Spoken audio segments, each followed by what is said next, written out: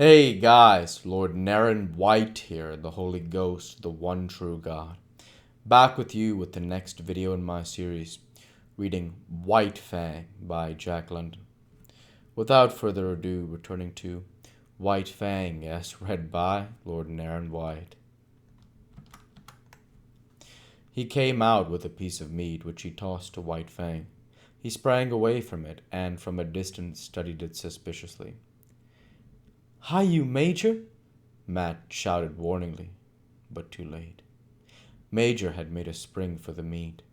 At the instant his jaws closed on it, White Fang struck him. He was overthrown. Matt rushed in, but quicker than he was White Fang. Major staggered to his feet, but the blood spouting from his throat reddened the snow in a widening path. "It's too bad, but it served him right," Scott said hastily. But Matt's foot had already started on its way to kick White Fang. There was a leap, a flash of teeth, a sharp exclamation. White Fang, snarling fiercely, scrambled backward for several yards, while Matt stooped and investigated his leg. "He got me all right," he announced, pointing to the torn trousers and undercloths, and the growing stain of red. "I told you it was hopeless, Matt," Scott said, in a discouraged voice. "I've thought about it off and on, while not wanting to think of it, but we've come to it now. It's the only thing to do." As he talked, with reluctant movements, he drew his revolver, threw open the cylinder, and assured himself of its contents. "Look here, Mr. Scott," Matt objected. "That dog's been through hell.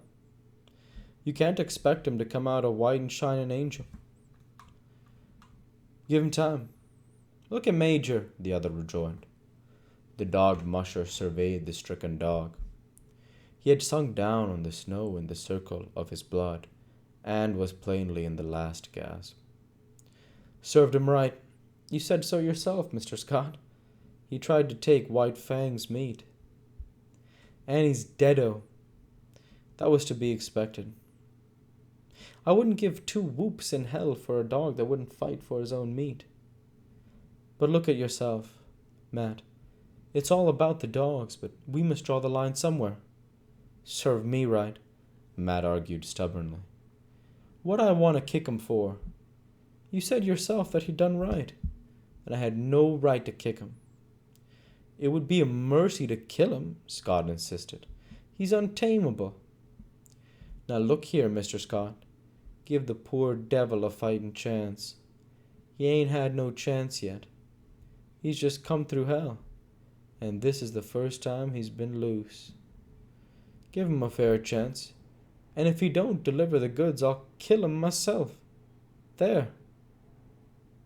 "God knows I don't want to kill him or have him killed," Scott answered, putting away the revolver. "Well, let him run loose and see what kindness can do for him. And here's a try at it." He walked over to White Fang and began talking to him gently and soothingly. "Better have a club handy," Matt warned. Scott shook his head and went on trying to win White Fang's confidence. White Fang was suspicious. Something was impending. He had killed this god's dog, bitten his companion god, and what else was to be expected but then some terrible punishment? But in the face of it he was indomitable. He bristled and showed his teeth, his eyes vigilant, his whole body wary and prepared for anything. The god had no club, so he suffered him to approach quite near. The god's hand had come out and was descending upon his head. White Fang shrank together and grew tense as he crouched under it. Here was danger, some treachery or something. He knew the hands of the gods, their proved mastery, their cunning to hurt. Besides, there was his old antipathy to being touched. He snarled more menacingly, crouched still lower, and still the hand descended. He did not want to bite the hand, and he endured the peril of it until his instinct surged up in him, mastering him with its insatiable yearning for life. Whedon Scott had believed that he was quick enough to avoid any snap or slash, but he had yet to learn the remarkable quickness of White Fang, who struck with the certainty and swiftness of a coiled snake. Scott cried out sharply with surprise, catching his torn hand and holding it tightly in his other hand. Matt uttered a great oath and sprang to his side. White Fang crouched down and backed away, bristling, showing his fangs, his eyes malignant with menace. Now, he could expect a beating as fearful as any he had received from Beauty Smith. "Here! What are you doing?" Scott cried suddenly. Matt had dashed into the cabin and come out with a rifle. "Nothing," he said slowly, with a careless calmness that was assumed. "Only going to keep that promise I made. I reckon it's up to me to kill him as I said I'd do."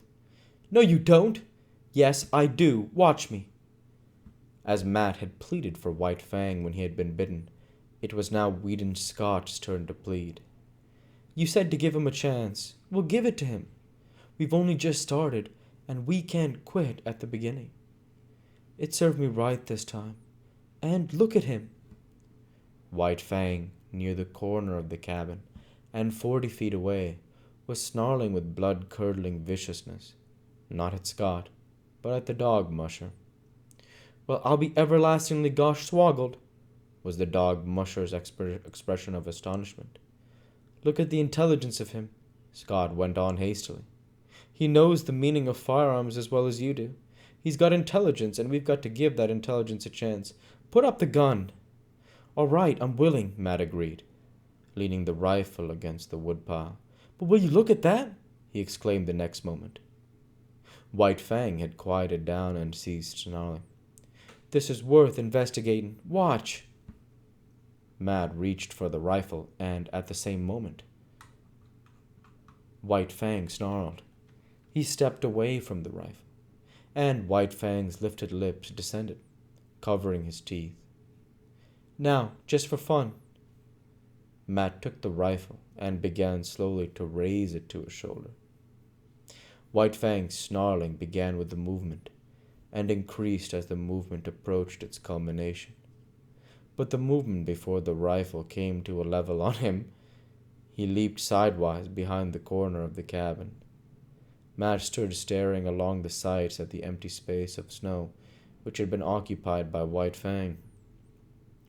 The dog musher put the rifle down solemnly, then turned and looked at his employer. "I agree with you, Mr. Scott. That dog's too intelligent to kill." Chapter 6. The Love Master. As White Fang watched Whedon Scott approach, he bristled and snarled to advertise that he would not submit to punishment. 24 hours had passed since he had slashed open the hand that was now bandaged and held up by a sling to keep the blood out of it. In the past, White Fang had experienced delayed punishment, and he apprehended that such a one was about to befall him. How could it be otherwise? He had committed what was to him sacrilege, sunk his fangs into the holy flesh of a god, and of a white-skinned superior god at that. In the nature of things, and of intercourse with gods, something terrible awaited him. The god sat down several feet away. White Fang could see nothing dangerous in that. When the gods administered punishment, they stood on their legs. Besides, this god had no club, no whip, no firearm, and furthermore, he himself was free. No chain nor stick bound him. He could escape into safety, while the god was scrambling to his feet. In the meantime, he would wait and see. And we'll go ahead and stop there for this week. As usual, I want to say thank you for watching, and I hope you enjoyed. Please like, comment, and subscribe, as it greatly helps the channel. Light be with you all. Take care, and thanks again.